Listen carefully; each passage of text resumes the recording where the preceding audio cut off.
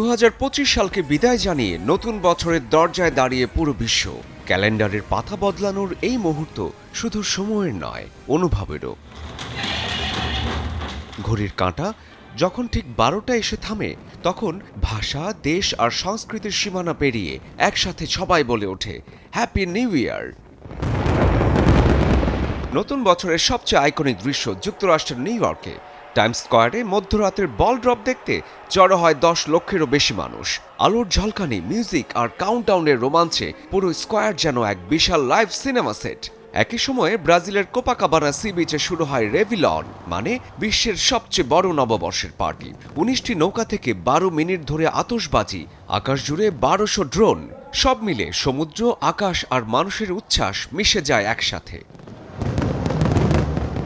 নতুন এবং ফিরে আসা গ্রাহকদের জন্য নগদে চলছে ক্যাশব্যাক সহ প্রতিদিন হাজারো উপহার জেতার সুযোগ। হবে আশা আর ফেরা, সারপ্রাইজ সেরা। এশিয়ায় নতুন বছরকে স্বাগত জানানোর দৃশ্যটা একেবারেই আলাদা। জাপানে রাত নয়, নতুন বছরের আয়োজন হয় সকালে।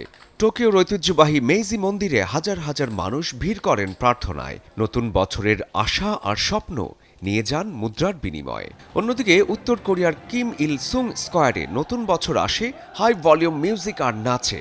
পতাকা আর রাষ্ট্রীয় সঙ্গীতের তালে তালে উদযাপন চলে সম্পূর্ণ ভিন্ন এক আবহে। চীনের গ্রেট ওয়ালের বিখ্যাত জোংগুয়ান অংশে ছিল 2026 কাউন্টডাউন। আয়োজনের মূল theme bell ring, drums roll, Beijing begins 2026। ইউরোপেও থেমে থাকেনি আনন্দ।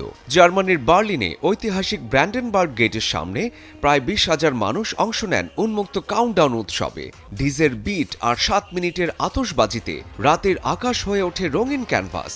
একই সময় লন্ডনে টেমস নদীর তীরে দাঁড়িয়ে লাখো মানুষ অপেক্ষা করে বিগ বেনের ঘণ্টাধ্বনির জন্য।